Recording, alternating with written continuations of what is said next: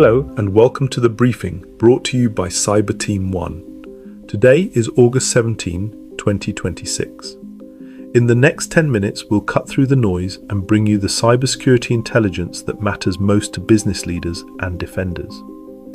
Everything we cover today comes from the past 7 days, and there's a thread running through this one. Normally, the security conversation is about patching. Something's broken, a vendor fixes it, you install the fix, you're done. 4 of today's 5 stories don't work like that. In 2 of them, there's no fix to install at all.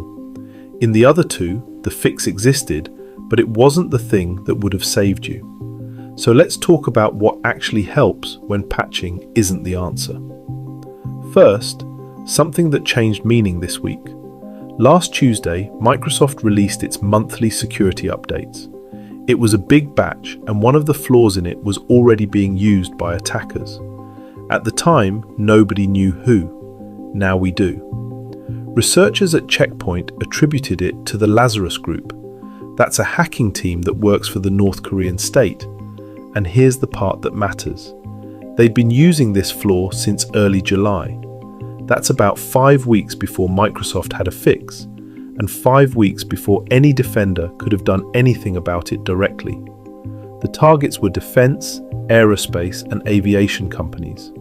Check Point confirmed successful break-ins at organizations in France and Germany, with activity reaching into Brazil and India. The focus was on military technology specifically: surveillance sensors, drones, robotics. Here's the detail worth holding on to, because it changes where you spend your attention. The way in wasn't the software flaw. The way in was a job offer. If you patched on schedule, good, you closed the door. But you didn't answer the other question, which is whether anyone walked through it during those 5 weeks. Those are 2 different questions, and they need 2 different answers. Next, a story about a fix that doesn't exist. A security researcher published a working attack tool called ShieldBreak. It targets Microsoft Defender, which is the security software built into Windows, and which most organizations rely on. What it does is take an attacker who already has a normal user account on a machine and give them complete administrative control of that machine. It works on fully updated Windows 10, Windows 11, and Windows Server. It was independently verified by 2 well-known security experts, and there is no patch.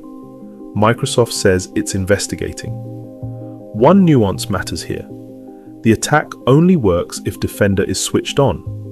That does not mean you should turn Defender off. If you do, you trade a moderate risk for a much larger one. You'd be blind. Anyone suggesting that as a fix has the trade backwards. What you can do is deploy detection.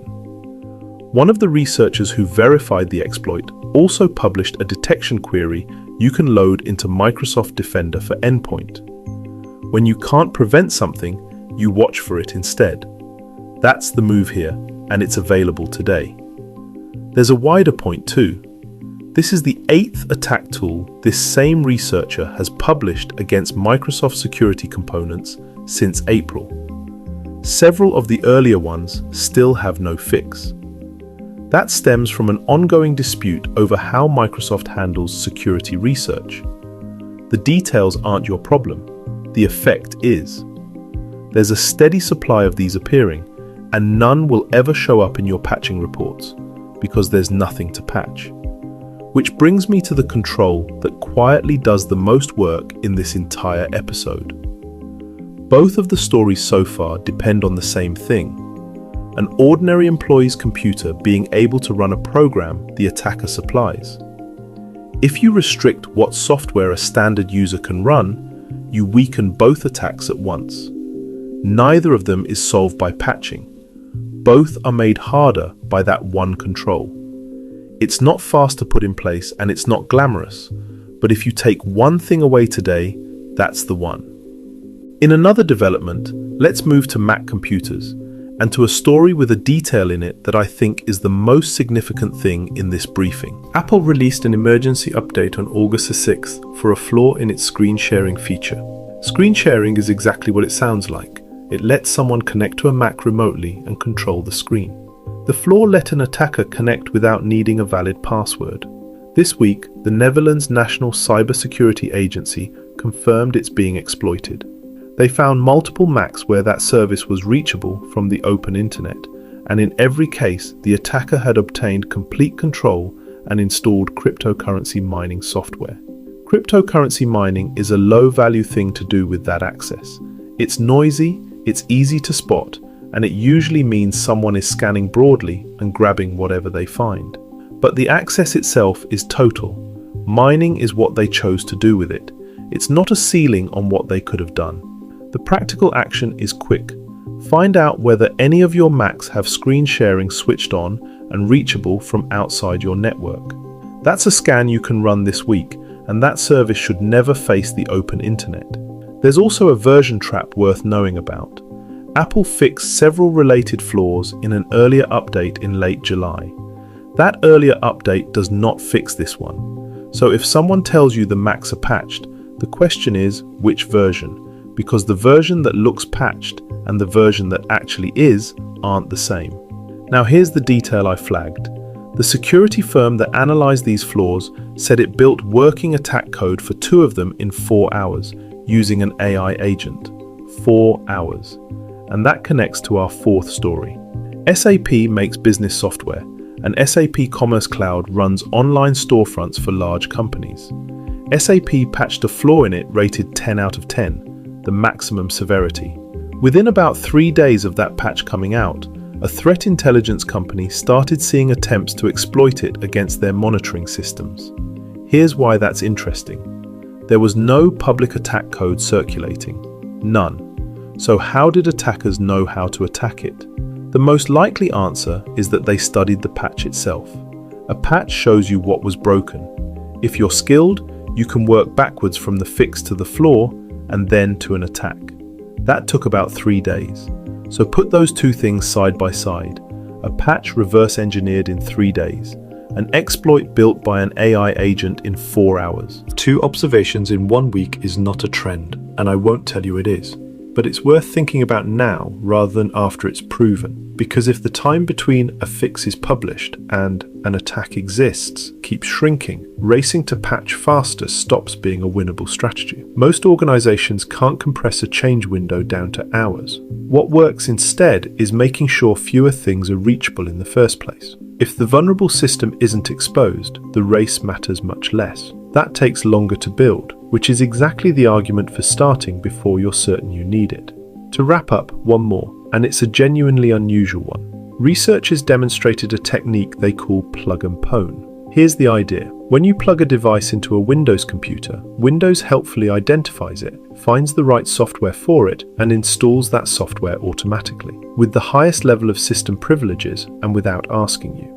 The researchers built hardware that pretends to be different devices. By impersonating a sequence of them, they chained the automatic installations together and took complete control of a fully updated Windows 11 machine, with nobody logged in about 5 minutes. And there's a remote version that needs no hardware at all. It works over remote desktop on systems where USB redirection is enabled, which is common in virtual desktop setups. What makes this different from everything else today is that there's no software flaw involved. Windows is doing exactly what it was designed to do. There's no fix because nothing is broken. There's no tracking number and there's nothing for a scanner to find. The good news is that the mitigations are configuration changes, not projects. There's a Windows setting that disables part of this behavior. It's partial. The researchers were explicit that it doesn't stop the whole category, but it's free and you can do it this week. And on your virtual desktop systems, turning off USB redirection where it isn't needed closes the remote version entirely. That's probably the single highest value change from this whole story.